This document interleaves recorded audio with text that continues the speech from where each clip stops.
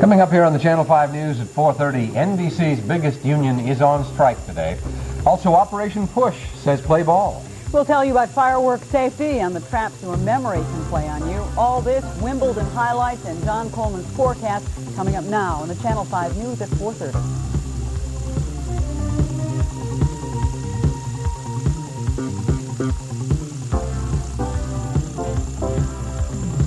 Live on Channel 5. This is the 4:30 News with Ron Majors, Carol Marine, and the Channel 5 News team, and John Coleman with weather. The Channel 5 News at 4:30.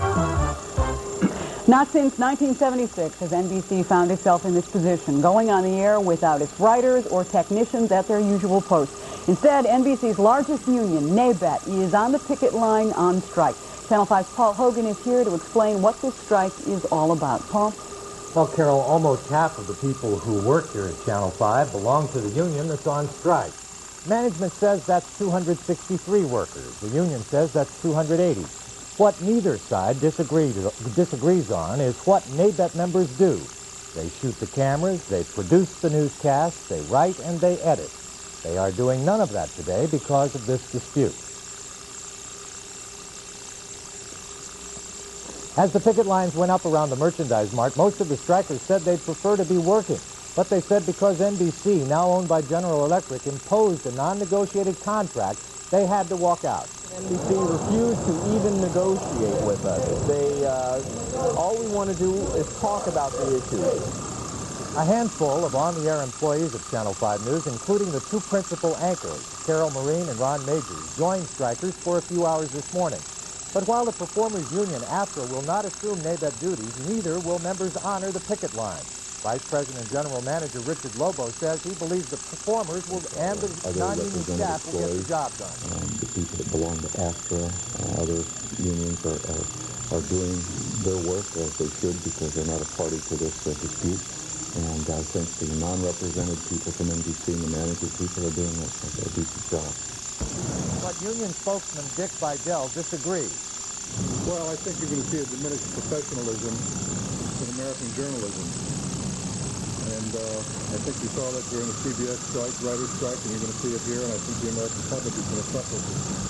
The union alleged in a complaint to the National Labor Relations Board that the company was acting unfairly. The National Labor Relations Board last week opted to side with the company and said that NBC did not act unfairly in the way negotiated. The union lost a major battle there. The company and GE violated the whole concept of collective bargaining.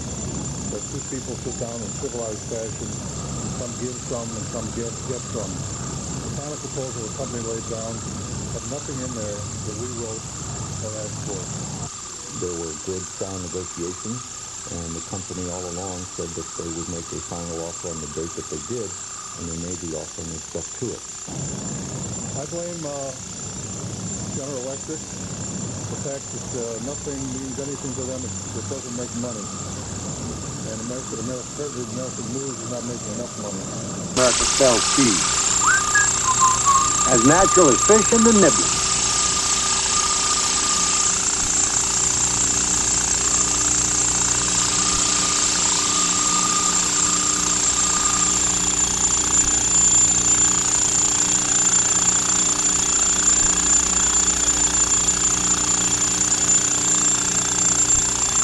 We had indicated to you at the beginning of this broadcast that there is a strike against NBC by NABET that includes news writers, technicians, and engineers. I'm sure you've already noticed there are some technical difficulties in this broadcast as temporary employees and management personnel and other non-represented employees try to do the broadcast will continue throughout the hour. I'm Bruce. Or this. My name is Penny. Last chance. What's her name? Hi, I'm Christine. Well, tomorrow we'll take a look at what memories are made of. Coming up, something from out of this world. And later, look at a day in the life of a Top Gun pilot. Stay tuned.